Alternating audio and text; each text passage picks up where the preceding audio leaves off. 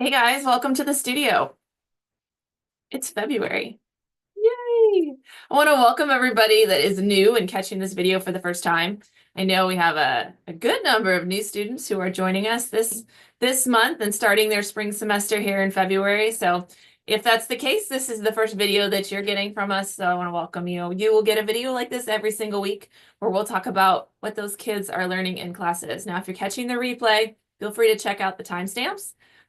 So you can like watch the intro, watch your kid's class with the timestamps, and then just kind of watch the housekeeping stuff at the end. Now it is the first of the month, so I don't have a whole lot of project things like process art to show you, but I did bring some supplies. So because it is printmaking month. So if you're in those multimedia classes and you're like, what's a baron, Allison? What's a collagraph? Don't worry. I've got you. I brought stuff to show you. It's like show and tell. Take off my headphones. All right. So let's dive in. Everybody has class this week. We're going to have some off days in February because the schools do some funky things around President's Day. I don't know. Liberty Public Schools always has like a weird Friday off, Monday off around anyways. So if you're in one of those like preschool creative exploration classes, just be aware that I believe for a lot of you, your off days in the middle of the month and not at the end. But it'll be in every video, I promise. And if you are ever confused and you would like to know ahead of time when your class is meeting, you can check your class schedule inside your Sawyer account. All right, here we go. So for our preschool classes, it's February. We're switching out of dark month. Remember, the whole month of January, we played in the dark. We explored concepts of light. We looked at contrast. We looked at the art of Vincent van Gogh. We played with flashlights, all sorts of good stuff. So now the lights are on. That is all over. We won't have the black lights out. And so we're going to be looking at figure and portraiture in this month. It's all about people, faces, bodies, that kind of thing. We also do a good amount of printmaking and a good amount of like Valentine's Day art. So for this first week in classes, we're going to be reading Uncle Andy's Cats, which is a book about Andy Warhol and his printmaking process, and then cats, of course. So we're going to do a little bit of printing. Ours will be Valentine's Day themed, not cat themed. We're going to use jelly plates, which is the one thing I didn't bring to show you. So hopefully those of you get to experience those. Those are super fun for monoprint. So we're going to make jelly plates that are heart themed and Valentine's Day themed. And we're going to do some diffuser art with liquid washable watercolors. My multimedia classes, so if you're in any of the levels of multimedia, it is printmaking month. Everybody is printing. Woo, it's going to be so fun. I love this month, you guys. There's so much you can do with printmaking. There's lots of different types of prints. So this one, for this month, for our K-thirds, they're going to be doing collagraphs. So this actually here is an example of a collograph from, it might have been summer camp, it might have been previous years, I don't know. But you can see she's got a substrate that has something built up on it. When we make our printing plates, something that is a block or a relief print, we can either carve into it or we can build up, because what we want is we want it different in levels, right? We want some of it to be a little higher and some of it to be a little lower, and that's what makes us a print. A collagraph is built up. It's built with an additive method instead of a reductive method. So we are going to use manila folders, and our K through thirds are going to be making collagraphs. Now, manila folders are perfect because they're easy to cut. Woo! We're going to practice those scissor skills, and they're easy to glue. So they can cut like these. This one here just shows all the little squares and shapes that have been glued down. And there's multiple levels here, right? So there's a larger rectangle. This was actually a city skyline. So there's like rectangles, and then that's one. And then on top of that rectangle are more squares, and each level will print. So I brought some examples. These are collagraphs. These are smaller that have already been printed. So you're going to see ink on them. Obviously, until we use them as printing plates, they're just the color of manila folders, like the back, right? So here's, well, that's green. It won't show up on the green screen, but here's one. You can kind of see it has some hearts that have been cut out and glued on it. They've also got some little like polka dots, like hole punches that have been, here's another one. Now, this is not the finished art. This is the plate that you use to make the print. Although they're really pretty, right? And these are heart ones that we made last year for playing with different prints. I got so many. right?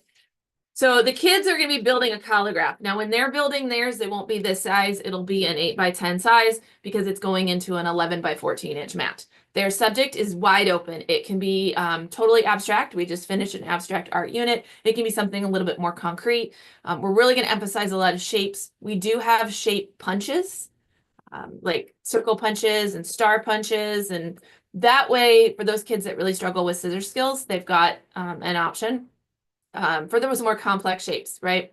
So they'll do all of their cutting and all of their gluing, and then they'll make their prints. Now, this week, in week 1, we're not going to be building our collagraph. So the one that they're going to use, they're not starting today. Today, or this week, I guess, when you're in class, all we want them is to understand what a collagraph is so that they know why they're gluing this stuff together, like for what purpose. So we're actually going to start with the end result, and we're going to print in week 1 because it's printmaking month. We're going to use these. We're going to use the ones that are already made up, and we're going to let them get into the brayer. That's what this is. We're going to let them get into the Baron. We're going to let them get into the printmaking ink and to actually make prints using these collagraphs. That way, when we talk to them in week 2 about building a collagraph, there's like a, I know where I'm going with this, right? Kind of moment. So that's the plan for week 1. We've also got a slideshow of some really great art for them to look at that explores printmaking and what art is to do with a relief or a block print. All right, gotta get to the next slide. In my 4th and 5th grade and my homeschool classes, now they are going to also do block printing, but instead of creating their printing plate by adding layers up, we're going to use carving tools and bring layers down. And so they're going to be carving on, I call it linoleum. It is not linoleum. Like a lino is traditional. So like this is, I did bring some lino just to show you. This is what lino looks like. So it's a lot, it's not squishy. It is flexible and bendable, but it's not squishy. And when you carve away, it almost looks like cheese. But it is a trickier substrate to carve into. We've used lino before. We've used so many different things for carving. This kind of battleship gray lino is really popular.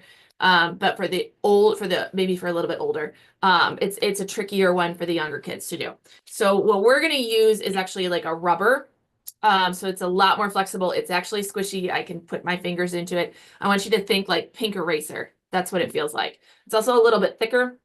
If they mess it up on one side, we can carve on both sides, which is great. This is one that's already been carved. That's why I'm showing you this side. But it's super flexible and a little bit squishy. Here's another one. This is a different brand, but same kind of idea. Pink eraser type texture. So these kids are going to be using a 6x8 piece of this gray rubber. It's called Soft Cut, made by Dick Blick, and we're going to be carving them. So the carving tools, for those of you who don't know, look like this. They're made by Speedball, and they are sharp.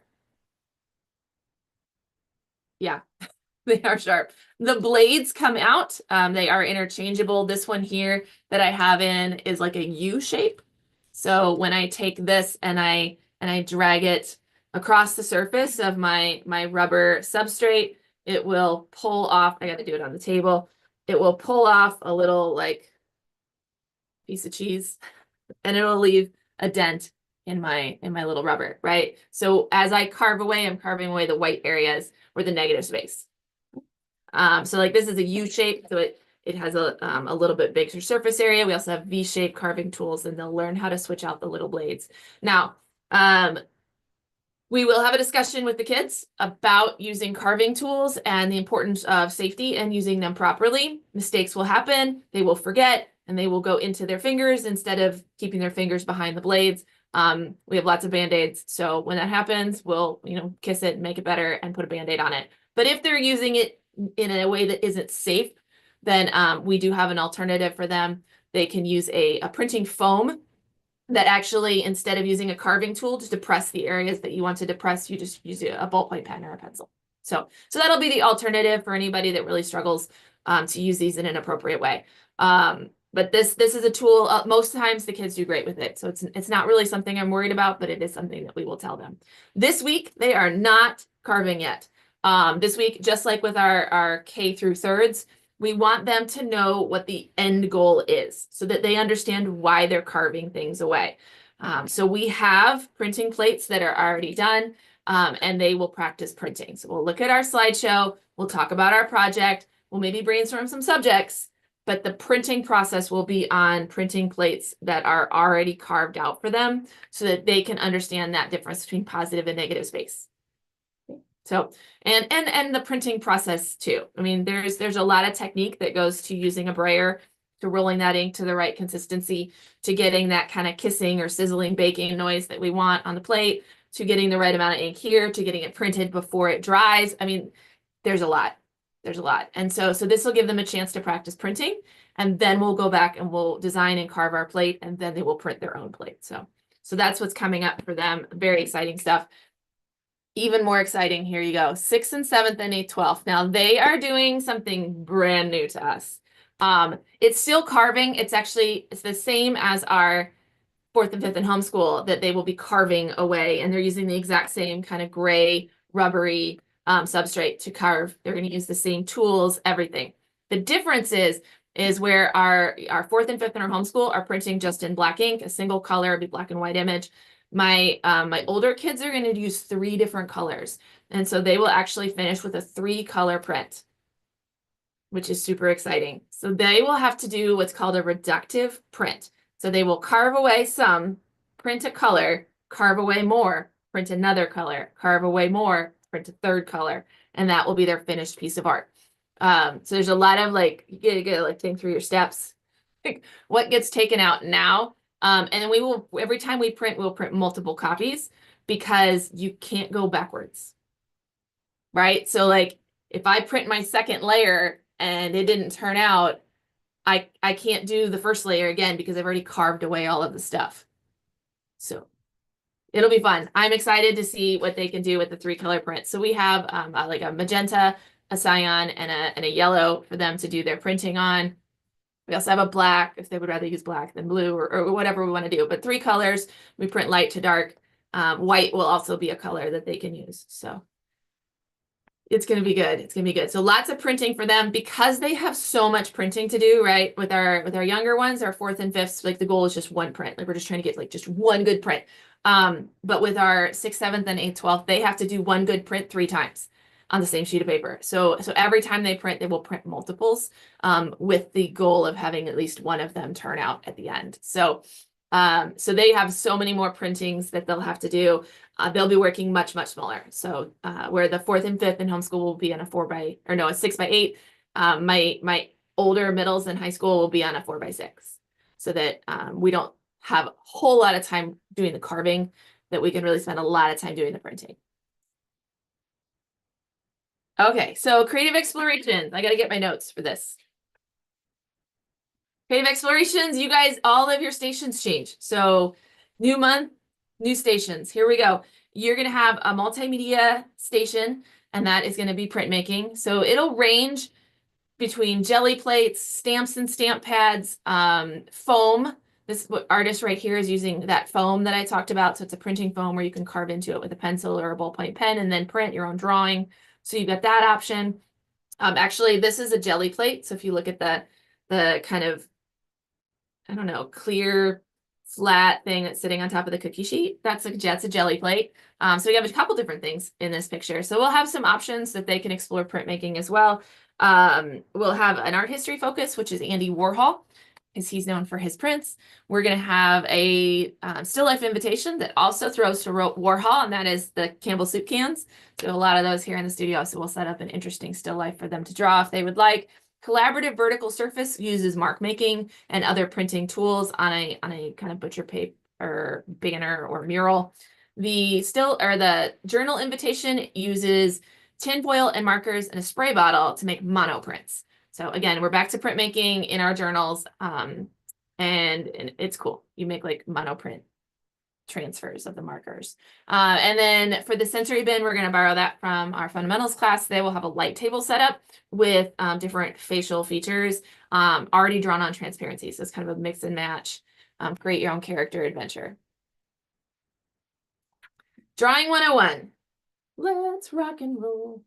I'm distracted because my answering machine went off here in the studio. Somebody left a message. I don't know who it is, and I really want to know. I have to wait. All right, that's not what I wanted. There's my notes. There it is.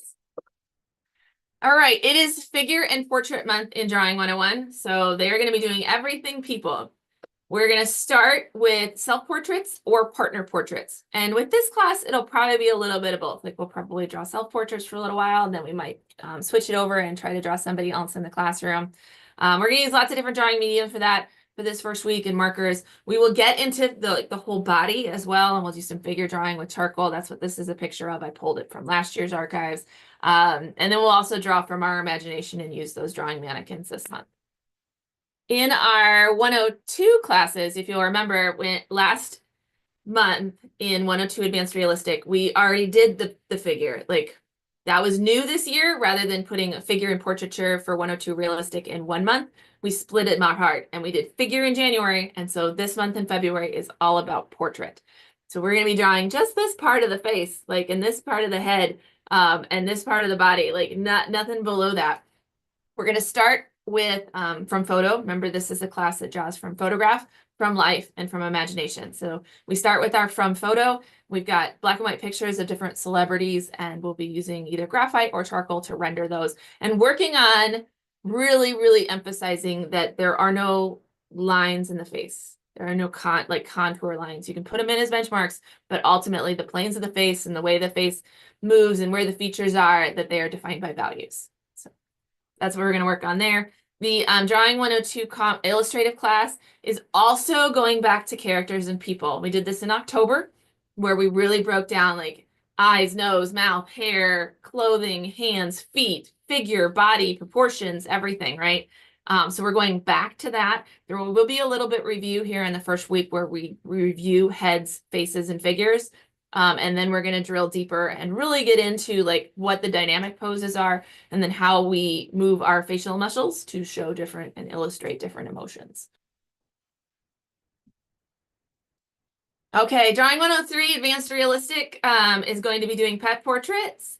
Yay, everybody's excited. We're going to be using chalk pastels. This is actually one of my drawings because I couldn't find any chalk pastel pet portraits in my examples that kids had done. So this is one of mine that I did online with the Creation Nation. So they will find a photo reference this week. We're going to look at some art inspiration as well, talk a little about color theory and some design choices that they can make while still maintaining a realistic portrait.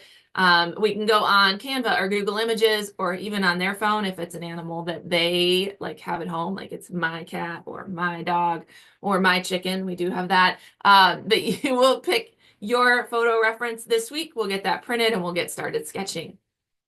In our 103 illustrative classes, we are doing we did it last year. It was really popular. It's the team. So this is a team of villains or a team of superheroes in a dynamic group pose. So picture like group pick everybody, and everybody runs and gets in a picture. That's what they're doing, only it's your characters. And then we want to be thoughtful of what we're doing in the background as well. All right, that is everything for the first week of February. Let's go through some housekeeping. Let me get my notes so I make sure I get it right. All right, first things first. On Monday, last week, we got all the summer stuff up on the website. Thank you to everybody who read it and saw some typos and then sent me a message, because I was up really late putting it up there, and that happens. So sometimes I just do a little copy and pasting error. So appreciate everybody. When you see those things, feel free to send me a message. I'm never offended by that because I really did proofread it before it went live, but it was 3 a.m. and things happen. So, but all of it is on the website. We are not enrolling yet. It's just there for you to look at, ask questions, talk to friends, coordinate schedules, that kind of stuff. So we will have registration beginning March 15th for everybody. But if you're in the studio club, March 1st. And all of those, whenever I say a date that something is starting, it's 9 a.m. Okay. There was a time where I had it at midnight. And then I was like, you know what? This is my business. I can do whatever I want. Why am I doing this to myself? So now 9 a.m. people. All right. Junior staff application. So if you've got a kiddo who has finished 5th grade or will be finishing 5th grade this year and is interested in volunteering in the studio as a junior instructor, we would love to have them. We have an application process and an interview process that they go through in order to give them that first job experience, right? It is not there because we're super selective and we only take 5 kids. That's not it. All right. It is there for their experience because we want them to be able to like get to go through that process with people who love them and support them. So they will have to fill out an application. They will have to go through an interview. They will have a job offer sent to them. They will accept it. We will have training. So that's how that works. The process is a little early this year. We're starting it March 15th because Miss Allison has a senior in high school and my spring's going to be crazy. So that's why we're starting it just a little early, which is better for me.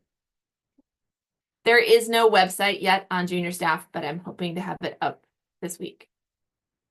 There are some changes that I need to make to the program and the process because we don't have June camps. So I just have to kind of think that through, like, what does that look like for junior staff who might come and help with a mini camp, which is, one morning only, or might come and help with a story time class, or might come and help with even the evening classes. So that's one reason why it's not up. The other reason is because the website crashed a couple months ago and that one just wasn't a priority. So I don't have it rebuilt yet, but I will. All right, and then this one I'm really excited to share with you. So not a lot of information here on the slide, but I'm going to talk to you about it, and there's more in the notes, and then there's a website that you can go look at. But we have an opportunity has come up that is a community art show, and they want some Orange Easel artists to exhibit. So this is a juried show. This is not our art show. This is a show at the Martha Lafitte Art Gallery here in Liberty. It's at the Nature Sanctuary, and they're putting together an exhibit called Bridging Art and Nature. And they already have some artists who, like local artists who are going to be putting in like a collection of their art. And so they've asked if we have any artists that would like to show their art as well. So if anybody is interested, this can be anyone. I don't care if you're 4 years old, or if you're 14 years old, or if you're 18 years old, like anywhere in that, right? If you are an Orange Easel artist and you have a piece of art that fits that bridging art and nature theme, you have an opportunity to apply to be exhibited, okay? They're going to select, or we're going to select about 10, 15 pieces to put into that show, along with all the other art that is on display. It will be on display beginning in March, and it will be like through pretty much the whole year. Right after Thanksgiving, they'll take it down. They have a big gala, I think, in November, and they want it up for that. So we're going to do, there's like a gallery, like opening reception on March 16th. If you go to the webpage, I didn't have that date until just this morning. So it's March 16th, I think, is the Sunday. But we'll have an opening reception for our artists and their families to come in. But it's a really great opportunity to show your art. All you have to do is apply. And then, we'll make a selection and hopefully you're chosen. You don't have to frame it. You don't have, we can take care of all of that here in the studio. We'll make sure that it is ready for display. We'll make sure it has a gallery tag, all the great things. We'll even get it over to Martha Lafitte for you, but you would have to get it to us by the 23rd. So the deadline for submission is the 16th. We're gonna have a really quick turnaround time when we choose artwork, and then you'll have till the 23rd to get it to us so that we can get it ready to display in March at Martha Lafitte. Okay. Again, more information on the website that will be in the email when you get this video, and then also in the cliff notes if you're reading it on the Facebook page. And if you have questions about that, you can absolutely reach out to me, and I would be happy to help you. Sorry, I'm like, where do I need to go next? Did I get everything? I think so. So just to reiterate, this is not the Orange Easel Art Show. This is a community art show. Our Orange Easel Art Show is in April. More information to come. You can save the date though. It's April 27th, 4 to 7 p.m. at the Belvoir Winery. But nobody needs to do anything yet except put that on your calendar. Okay. All right, here we go. That is all I have for you. So that felt like a lot, but I don't think we were live for very long. So couldn't have been too much. Felt like I talked a lot. All right. Anybody needs anything from me, please reach out. I'm happy to help. Email's the best way to get me. You can also reach out on Facebook or Instagram stories. They ring right through to my phone, and I'm usually very fast with getting responses if they come that way. All right, if you call here, leave a voicemail.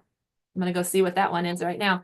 And we promise we check voicemails once a day and return phone calls. So I'll talk to everybody soon.